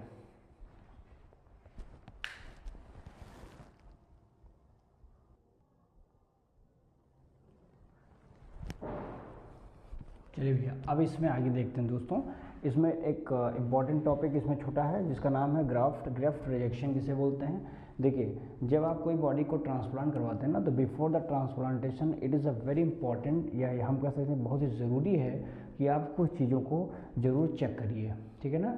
हमें क्या मैच करना है, जैसे हमें ब्लड ग्रुप को टेस्ट करना है, मैच करवाना है, हमें टिश्यू को मैच करवाना है, टिश्यू लेवल पर मैचिंग चाहिए, या हम MHC के नाम से जानते हैं, इसी को बोलते हैं, अर्थात होता है कि मेजर हिस्टोकम्पैटिबिलिटी, है ना। ये हम कॉम्प्लेक्स को क्या करते हैं, इसको मैच करवाते हैं। पता लगा कि ये हमारी बॉडी, हम किसी बॉडी को ट्रांसप्लांट करवाने के लिए कोई ऑर्गन दे रहे हैं, उसकी बॉडी बाहर से की गई ट्रांसप्लांट ऑर्गन को अपना मान ही नहीं रहा है ना। अब अगर अपना नहीं मानेगा, अगर सारी चीज़ें मैच नहीं है, तो they will not compatible to that, because अगर अपना नहीं मान रहा तो मुझे लगता नहीं कि हाँ वो आगे ग्रो करा पाएगा उसको, कुछ समय बाद फिर उसका आपको साइड इफेक्ट देखने को मिलता है। इसीलिए डॉक्टर पहले आपके ब्लड ग्रुप्स को, आपकी सारी चीज़ों को जो उसको एक अच्छा कंफर्टेबल बना सके वो सारी चीज़ें चेक करती है। इसको हम बोलते हैं एमएससी कहा जाता है, जो 2 तरीके के होता है, एमएससी फर्स्ट, एमएससी सेकेंड होता है।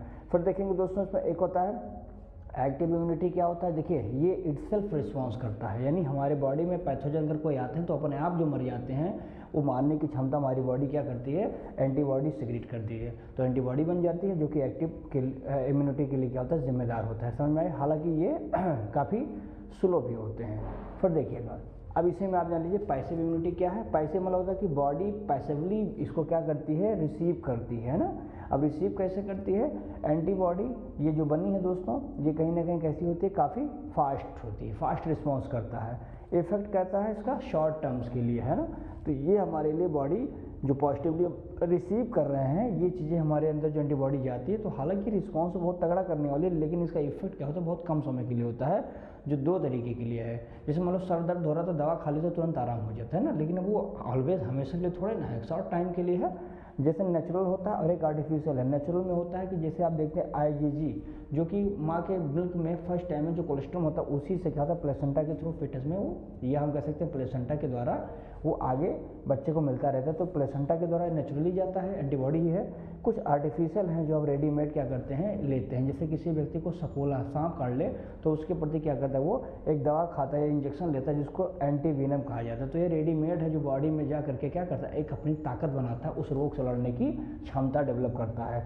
फिर देखेंगे वैक्सीनेशन होता क्या दोस्तों कि होल ऑर्गेनिज्म क्या करता है, यहाँ पे वीकेंड या कह दीजिए ये होल ऑर्गेनिज्म या कोई वीकेंड है या कोई हीट किल्ड है प्रोटीन किसी पैथोजन का हम ले करके क्या करते हैं, जो कि वो हमारे लिए does not cause the any disease, हमारे लिए तो डिजीज़ नहीं कर रहा है, लेकिन क्या करेगा वो एक्टिवेट हो जाएगा बाद में, ठीक है ना, ताकि वो हमारे एक्टिवेट किसको कर सके, इम्यून सेल वो कर सके, जिससे हमारी बॉडी में क्या हो जाए, एंटीबॉडी बन सके।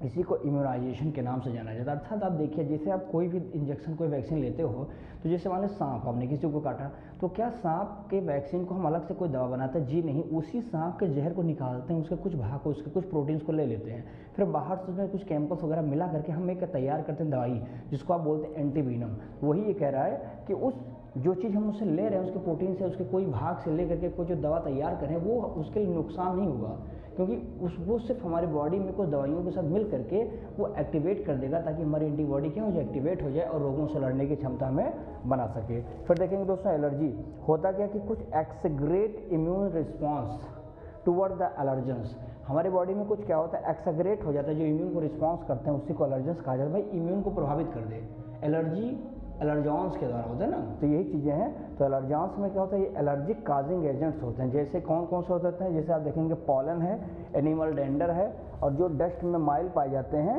ये होते हैं। समझ आई बातें, तो ये सारी चीज़ें आपको देखने को मिल जाएंगी, एलर्जेंस के रूप में होती हैं। दोस्तों ये होता क्या कि जब एलर्जी होती है तो बॉडी में हमारे IgE बहुत तगड़ा निकल जाता है, यानी इंक्रीज हो जाता है। जो कहाँ से निकलता है, ये बी सेल से निकलता है, ठीक है ना, प्लाज्मा का भाग है ये, तो वहाँ से निकलता है IgE। और क्या होता है, ये सबसे पहले जब कोई हमारे बॉडी में ऐसे एलर्जी जाने की कोशिश करते हैं तो एलर्जेंस जो होता है ये जा करके IG से, इम्यूनोग्लोबिन से बाइंड कर लेता है। जैसे इम्यूनोग्लोबिन से फर्स्ट टाइम बाइंड करता है तो ये प्रोड्यूस करता है IgE नाम का एक हमारी बॉडी में एंटीबॉडी बनाता है। फाइनली देखेंगे ये बाइंड कर लेता है एंटीबॉडी IG किसके साथ, हमारे बॉडी में जो मास्ट सेल होता है इसके साथ बाइंड कर लेता है, और बेसोफिल दोनों के साथ कह सकते हैं बाइंड करने के बाद, यानी आप देख सकते हैं ये जैसे बाइंड करेगा फिर हमारे बॉडी में दोस्तों कुछ केमिकल निकलना शुरू हो जाएंगे जो एलर्जी करने के लिए जिम्मेदार होंगे, जैसे कि हिस्टामिन हो सकता है, जैसे कि सेरोटोनिन हो सकता है, ठीक है। ये चीज़ें निकल करके फिर दिक्कत हमको क्रिएट करते हैं, जिससे एलर्जी हो जाता है। चाय से एलर्जी है ना, खांसने की एलर्जी, कहीं पर डस्ट की एलर्जी, ये तमाम चीज़ें जो एलर्जी होती हैं, ये दूध से एलर्जी, ये तमाम चीज़ें हमारी बॉडी में हिस्टामिन और सेरोटोनिन नाम की जो केमिकल्स होते हैं जब मास्ट सेल के द्वारा प्रोड्यूस होती निकलती हैं, इसको कौन हुमासता है, तो हुमासने वाला हमारा वही IgE होता है, यही क्या करता है, प्रभावित कर देता है इसको, और वो बेचारा क्या करे, उसको तो निकालना मजबूरी हो जाएगा। समझ में आए ना। अब इसको कौन रोकेगा, तो कौन सी बॉडी शरीर में है जो निकालने में मतलब इसको कंट्रोल करेगी, तो एड्रेनलिन होगा, ये रोक लेगा। आप देखेंगे कुछ स्टेरॉइड होता है जिसका नाम होता है कार्टिसोल भी कहा जाता है। वहीं पर कुछ एंटीहिस्टामिन होता है, ये सारी चीज़ें जो होता है इस प्रकार के एलर्जेंस की जो रीजन्स होते हैं, प्रॉपर्टी उस होती है, उसको डाउन कर देता है। समझ में बातें। फिर देखो भाई, अब आता है कि लिम्फॉइड ऑर्गन क्या सर, तो देखिए ये लिम्फॉइड ऑर्गन एक ऐसी जगह, एक ऐसा साइट होता है दोस्तों जहाँ पर जो लिम्फोसाइट होता है वहीं पे मैच्योर्ड होता है वो, और वहीं पर कह सकते हैं डेवलप करने का काम करता है। जो प्राइमरी लिम्फॉइड ऑर्गन होते हैं ये क्या करते हैं, ये प्रोडक्शन भी करेंगे और वहीं पर मैच्योरेशन भी करने का काम करते हैं। जैसे कि देख सकते हैं बोन मैरो, बोन मैरो में आप देख सकते हैं दोस्तों कि यहीं पर बी लिम्फोसाइट, टी लिम्फोसाइट यहीं पर क्या होते हैं, प्रोड्यूस होते हैं, और जो थाइमस वाला होता है ये यहाँ पर टी जो सेल होते हैं वो मैच्योर हो जाते हैं। तो ध्यान देना, बोन मैरो इस प्रकार से प्राइमरी लिम्फॉइड ऑर्गन के रूप में जाना जाता है, जिसमें बोन मैरो और थाइमस, तो बोन मैरो में बी और टी क्या होते हैं, वहाँ पर प्रोड्यूस होते हैं, और थाइमस में टी लिम्फोसाइट अपने आप को मैच्योर करता है, रेडी करता है। फिर देखिए सेकेंडरी लिम्फॉइड ऑर्गन क्या है, तो ये एक साइट है जिसमें लिम्फोसाइट क्या करता है, इनकाउंटर करता है पैथोजन का। पैथोजनों को मारने की जो जगह है, वो जो स्थान होगा वो कहाँ पर है, वो सेकेंडरी लिम्फॉइड ऑर्गन में, जिसको कहते नहीं है कि जानी हम तुमको मारेंगे लेकिन वो जगह भी हमारी होगी, वो बंदूक भी हमारा होगा, और वो कहते हैं कि समय भी हमारा होगा। तो ये वही सिस्टम है सेकेंडरी लिम्फॉइड ऑर्गन, ये मारता है, इनकाउंटर करता है पैथोजनों का, लेकिन एक पर्टिकुलर साइट पर जिसका नाम होता है ये।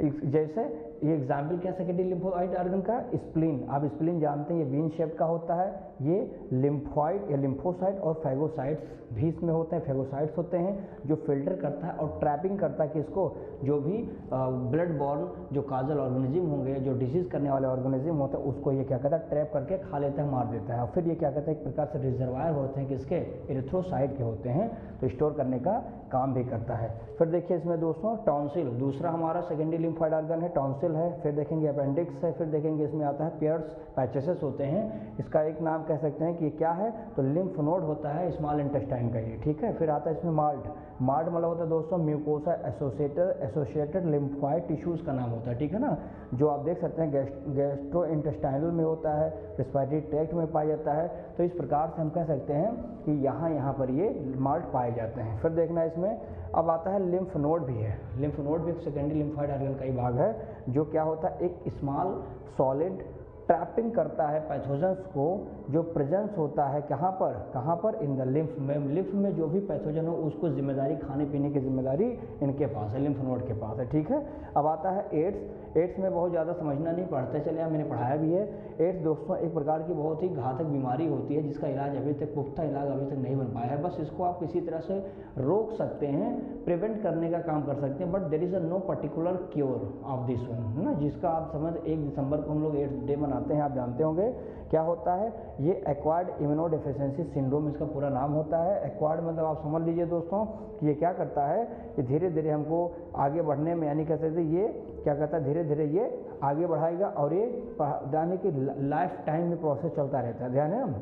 तो देखिए किस तरह से बढ़ेगा, जो हमारे इम्यून सिस्टम को वीक करेगा, और सिंड्रोम होता है एक ग्रुप ऑफ सिम्टम, सिंड्रोम कहा जाता है, HIV के द्वारा होता है दोस्तों, जो आप देख लीजिए HIV जो होता है ह्यूमन इम्यूनोडेफिशिएंसी वायरस के नाम से जाना जाता है। It is a retro virus होता है जो कि RNA इसके लिए जेनेटिक मटेरियल के रूप में होता है, हालांकि बाद में जाके कैसे DNA में चेंज होता है वो बात की बात है। फिर देखिए फर्स्ट टाइम में इसको होमोसेक्सुअल के केसेस में 1981 में देखा गया था। ये क्या होता है दोस्तों, कैसे इसका मोड, क्या तरीका कैसे है, तो ये मदर से फिटस में आगे जा सकता है अगर मदर इन्फेक्टेड है, ब्लड ट्रांसफ्यूजन के दौरान भी हो सकता है इन्फेक्टेड पर्सन से, या आप किसी इन्फेक्टेड पर्सन की नीडल या सिरिंज का यूज़ करते हैं तो वहाँ पर हो सकता है, या हो सकता है अनप्रोडक्टेड जो सेक्सुअल इंटरकोर्स किया जाता है उसके दौरान भी देखा जाता है कि ये देखा जा सकता है। जो कि क्या करता है, जब एड्स हमारे बॉडी में आता है HIV, तो सबसे पहले मारता है हमारे बॉडी का जो ताकतवर, हमको जो सुरक्षा दे रहा है, जो बॉडीगार्ड हमारा हेल्पर T लिम्फोसाइट को ये मारने का काम कर देता है। जैसे वो मर जाता है फिर वो हावी हो जाता है, फिर हमारे बॉडी में अलग अलग प्रकार की इम्यून पावर को डाउन करता है और हमारे अलग अलग ऑर्गन को एक प्रकार से पैरालाइज बना देता है, जिससे हमारी पावर जो रहती है जनरेट नहीं हो पाती, हम फाइनली धीरे धीरे बिल्कुल कमज़ोर होते चले जाते हैं। इसके लिए अलग अलग गवर्नमेंट द्वारा योजनाएं चलाई जाती हैं, बहुत सारी जो है कह दीजिए कि NGO चलते हैं, चाहे गवर्नमेंटल हो चाहे नॉन गवर्नमेंटल हो, ये सब चीज़ें चलाई जाती हैं। हालांकि इसके लिए स्वच्छता के साथ अच्छे से प्रोडक्टिव इसमें आपको यूज़ करना चाहिए, कॉन्डम्स वगैरह करना चाहिए, यूज़ करना चाहिए, और भी तमाम प्रकार की जो चीज़ें हैं, आप मल्टी सेक्सुअल पार्टनर से आपको बचना चाहिए, ऐसे तमाम चीज़ों से अपने आप को we have to just save. And if somebody are the infected it, then it can be check by the ELISA test करवाना चाहिए, जिसमें बोलते हैं एंजाइम लिंक इम्यूनोसार्वेंट ऐसे के नाम से जाना जाता है। सो ये तमाम चीज़ें दोस्तों हम इसमें यूज़ कर सकते हैं। क्या मामला समझ में आ रहा होगा आपको? कोई दिक्कत नहीं है कि एक पॉइंट मैंने क्लियर आपको लिख के समझा दिया होगा। चलिए इसको समझ लीजिए, फिर आगे बताएं।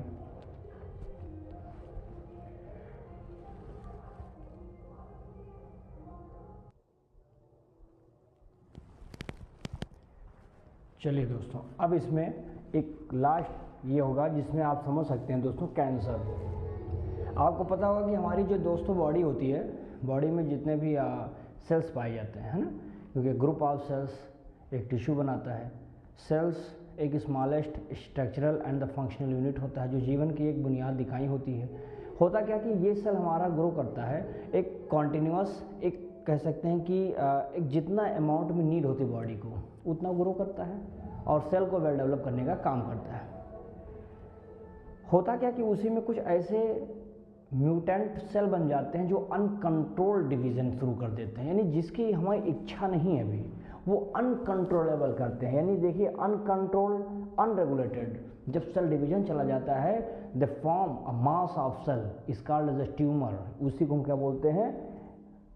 कैंसर के नाम से जानते हैं। समझ में आते हैं? होता क्या कि ये लॉस कर देता है अपनी कॉन्टैक्ट इनहिबिशन, जैसे अगल बगल के जो सेल्स होते हैं उसमें पर्टिकुलर डिवीजन चलता है, लेकिन वो प्रॉपर्टी ये लॉस कर चुका होता है। तो ये सारी चीज़ें हमें बताती हैं कि हाँ ये कैसे कैंसर या ट्यूमर होते हैं। अब ट्यूमर होते भी बड़े खतरनाक होते हैं दोस्तों। होता क्या कि ये अगर नेचुरल सेल डेथ हो रहा है तो इसको हम बोलते हैं क्या? एपोप्टोसिस के नाम से जानते हैं, ठीक है ना। अब होता क्या, ट्यूमर एक होता है बेनाइन ट्यूमर्स, तो ये ठीक है, क्या करता है ये लोकलाइज करता है, एक पर्टिकुलर जगह होगा, उसी एरिया के इर्द गिर्द में रहेगा, ज़्यादा भागने की कोशिश नहीं करेगा, क्योंकि उसको पता है जितना चद्दर होगा उतना पैर फैलाना है। तो ये काम हमारा कौन करता है? बेनाइन करता है, जो लोकलाइज करता है एट अ पर्टिकुलर प्लेस, क्योंकि ये नॉन कैंसरस के रूप में भी जाना जाता है। वहीं पर देखेंगे दोस्तों malignant tumour, that is very dangerous because it can move from the one place to another place. एक पर्टिकुलर सेल में कैंसर है, अब वो सोचेगा क्यों हम अगल बगल के जितनी भी सेल्स हैं सबको क्यों ना परेशान कर दें। तो ये करने वाला घातक है मैलिग्नेंट, ये ध्यान रखिएगा। सेलुलर जो आकोजीन होता है, यानी कि सी ऑन्कोजीन क्या करता है, जब कार्सिनोजीन्स के उपस्थिति में दोस्तों ये क्या करता है? आकोजीन्स एक्टिवेट कर देता है इसको। हमारा जो सेलुलर आकोजीन होता है ये एक्टिवेट हो जाता है आकोजीन्स में इन कार्सिनोजेन की उपस्थिति में, और जो बाद में क्या करता है? कैंसर का रूप धारण कर लेता है। ये ध्यान दीजिएगा। फिर देखना इसमें ये कैसे होते हैं। तो फिजिकल एजेंट्स कुछ होते हैं जिसमें X rays, Y rays, ultraviolet rays, ये सब फिजिकल रेज हैं जो कैंसर के लिए जिम्मेदार हैं। केमिकल के रूप में आप जानते हैं टोबैको, ये निकोटीन जिसमें पाया जाता है केमिकल। फिर देखेंगे बायोलॉजिकल में आप देखिए HPV बड़ा खतरनाक है, ह्यूमन पैप्लियोमा वायरस HBV, ये भी दोनों तीनों क्या करते हैं? एक बायोलॉजिकल एजेंट्स होते हैं जो कैंसर के रूप में जाने जाते हैं। इसकी कैसे हम डायग्नोस कर सकते हैं? बायोप्सी करवाइए, ठीक है ना, पूरा जांच पड़ताल करिए, CT स्कैन करवा लीजिए, फिर आप MRI करवाइए, ठीक है ना। अब जो MRI होगा बाद में देखेंगे ब्लड टेस्ट होता है, फिर इसमें एंटीबॉडी का भी टेस्ट कर लिया जाता है ताकि ये पता चल जाए, ठीक है। ट्रीटमेंट क्या है? सर्जिकल, कुछ सर्जिकल काम करवाइए, फिर देखिए कुछ रेडियोथेरेपी करवा लीजिए, कीमोथेरेपी होता है, इम्यूनोथेरेपी होता है। तो ये जो मेथड्स आपको बताया है ये ट्रीटमेंट के रूप में जानते हैं। अब हम देखेंगे कि कैसे अल्कोहल और ड्रग्स का जो है अब्यूज़ होता है। यानी सबसे पहले तो एडिक्शन जान लीजिए कि किसी भी व्यक्ति के शरीर में दोस्तों अगर कोई व्यक्ति लंबे समय से कोई चीज़ खा पी रहा है और वो उस चीज़ का वो लत हो जाता है, उसके ऊपर एडिक्ट हो जाता है, जिसको छोड़ना काफ़ी मुश्किल हो जाता है उसके लिए। तो यानी वो चीज़ जिसके बिना वो जी नहीं पाता, रह नहीं पाता, उसकी जीवन की एक कह सकते हैं पार्ट बन जाती है, that is called the addiction. तो वो एडिक्शन हम बताएंगे आगे कौन सा ड्रग्स में आता है। तो ड्रग्स में जैसे हम बात करेंगे ट्रैंक्विलाइजर्स में, तो ट्रैंक्विलाइजर्स में देखिए ये क्या करता है? सप्रेस करता है आपके CNS को, यानी सेंट्रल नर्वस सिस्टम को ये बिल्कुल डैमेज कर देगा। CNG नहीं लिखा, CNS जान लिखिएगा। ये क्या करता है? आपको कामनेस देगा, बड़ा आराम मिलेगा जब ये नशा करते रहेंगे। स्लीप आपको बड़ी लंबी आएगी। इसमें क्या होता है? एमनिस्थेटिक हो जाता है, यानी पूरी बॉडी शून्य पड़ जाती है। फिर इसमें दूसरा होगा एपॉइड्स, जो कि नारकोटिक्स के रूप में जाना जाता है। सिंपली इसका नारकोटिक्स में रिएक्शन है जो CNS सेंट्रल नर्वस सिस्टम को प्रभावित करेगा, और जो गैस्ट्रो इंटेस्टाइनल होता है ट्रैक्ट उसको भी प्रभावित करता है ये। जिसमें कुछ एग्जाम्पल्स मैं आपको बता देता हूँ एपॉइड्स में, जैसे मॉर्फिन बड़ा खतरनाक है दोस्तों। कहाँ से होता है, कहाँ से लेते हैं? तो पपाया पौधा जो होता है उससे मिलता है, उसके लेटेक्स के, अर्थात पौधे का नाम अगर पर्टिकुलर पूछा जाएगा तो बता देना, पपाव क्या होता है? पपावर सोमनीफेरस नाम होता है। ये हमारा पॉइंट्स में है मॉर्फिन, उसी में हेरोइन आता है। हेरोइन का नाम दोस्तों एक स्मैक होता है जो कि वाइट कलर का होता है, क्रिस्टलाइन होता है, क्रिस्टल फॉर्म में होता है, बड़ा है कड़वा बीटर होगा। इसको हम लोग क्या करते हैं, स्नोट करते हैं, सूंघने का काम करते हो ना, सूंघते हैं, तो ये काम होता है इसमें, ध्यान देना। अब आता है तीसरा, इसका नाम है स्टिमुलेंट्स। इसमें जैसे कोका एल्कोलाइट्स होता है जिसको कोकिन कहा जाता है, ये इसमें आता है। कहाँ से लिया जाता है, तो इरिथ्रोजाइलम कोका से निकाला जाता है, जिसको नेटिव प्लेस कहाँ पे, साउथ अमेरिका में होता है। ये बॉडी में हमारे डोपामाइन निकालता है। डोपामाइन वो चीज़ है जो आपको बड़ा सुख आनंद देता है, ऐसा बॉडी में केमिकल निकलता है, डोपामाइन कहा जाता है। फिर देखेंगे उसी में आता है हमारा कौन सा है, एम्फेटामिन्स। एम्फेटामिन्स होता है जो कि आर्टिफिशियली इसको बनाया जाता है, आर्टिफिशियली मेड किया जाता है। फिर देखेंगे ये स्लीपनेस बड़ा ज़बरदस्त देगा आपको, स्पोर्ट पर्सन इसका ज़्यादा यूज़ करते हैं, ठीक है। नेक्स्ट देखेंगे उसी का भाग है दोस्तों टोबैको। टोबैको जानते हैं कि लगभग 400 साल पुराने समय से इसको लोग कंज्यूम कर रहे हैं, और ये क्या होता है, इसके अंदर जो केमिकल है निकोटीन पाया जाता है, और ये निकोटीन क्या करता है, इसको लोग च्यूट करते हैं, चबाते हैं, स्मोक के रूप में भी यूज़ करते हैं, एंड स्नफ सूंघने का भी काम इसमें किया जा सकता है। अगला है दोस्तों कौन सा इसमें टक्स में आएगा, जिसका नाम है हालूसिनोजेंस। हालूसिनोजेंस में आता है कैनाबिनॉइड्स होता है जो कि सीधा ब्रेन पर अपना अटैक करता है, इसका रिसेप्टर ब्रेन पे होता है। कहाँ से मिलता है, तो कैनाबिस सटाइवा नामक जो फ्लावर्स होते हैं, टॉप लीफ जो होती है वहाँ इसके ड्राई पार्ट से निकाल कर हम इसको बनाते हैं। एग्जाम्पल में मारीजुआना होता है, हशीश होता है, चरस होता है और गांजा होता है, ये सब इसी के एग्जाम्पल हैं, बहुत ध्यान से समझिएगा इसको। फिर आता है दोस्तों अल्कोहल। अल्कोहल जानते हैं आज के समय में एक कॉमन हो गया है कि आप छोटे छोटे बच्चे 9, 10, 12 के बच्चे भी इवन इसको क्या करते हैं, यूज़ करते हैं, ठीक है। तो ये बहुत ही खतरनाक है, इस पर गार्जियंस पेरेंट्स की बिल्कुल केयर होनी चाहिए। क्या होगा, अल्कोहल एब्यूज़ होता है, इसको एब्जॉर्ब करते हैं कहाँ से, फ्रॉम द, ये गैस्ट्रो इंटेस्टाइनल से होता हुआ जाएगा ट्रैक्ट से, और जो कि स्टमक को प्रभावित भी करता है, ये जो डिप्रेस कर देगा आपके सेंट्रल नर्वस सिस्टम को, बिल्कुल डैमेज करेगा। इसमें कार्डियोवैस्कुलर डिसऑर्डर हो जाता है, जिसकी वजह से बॉडी की जो हार्ट रेट होती है वो बढ़ जाती है, हार्ट रेट बढ़ जाती है तो इसमें हार्ट अटैक आने के चांसेस भी बढ़ जाते हैं। फिर देखना दोस्तों एक होता है साइरोसिस होता है, जिसको साइरोसिस में क्या होता है, ये क्रोनिक लीवर डैमेज होता है, तो साइरोसिस उसी को कहा जाता है।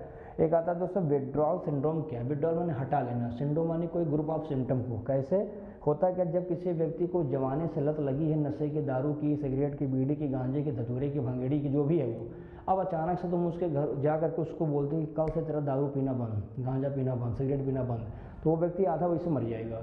क्या होगा कि ऐसे स्थिति में उस व्यक्ति के शरीर में दोस्तों स्वीटनेस बढ़ जाएगा, पसीना बहेगा, नाउसिया हो जाएगा, उल्टी आना शुरू हो गया, उसकी बॉडी में साइकिनेस हो जाएगा, यानी कहते कांपेगा पूरी बॉडी। तो ऐसे लोगों को धीरे धीरे आप लत से हटा सकते हैं, अचानक हटाएंगे तो उसको जो रोग होगा उसी रोग का नाम होता है दोस्तों विड्रॉल सिंड्रोम के नाम से जानते हैं। समझ में आ रहा होगा बातें, ठीक है। अब देखेंगे इसमें आता है प्रिवेंशन और कंट्रोल कैसे करें। तो सबसे पहले तो अवॉइड करिए जो अनड्यू पीर प्रेशर होता है, जिससे सेम उम्र के बच्चे जब आपको आ करके अलग अलग प्रकार की बातें बताते हैं तो आपके ऊपर एक प्रेशर बनता है, तो उसको ना होने को पाए। बच्चों को एजुकेट करिए, अच्छे से शिक्षित करिए, समाज में रहन सहन उसकी बातें सिखाइए, कैसे लोगों से कांटेक्ट करना है, क्या सही बात होना चाहिए लोगों के सामने, कैसे अपनी बात रखनी चाहिए, वो सारी चीज़ें बच्चों को एजुकेट करना चाहिए।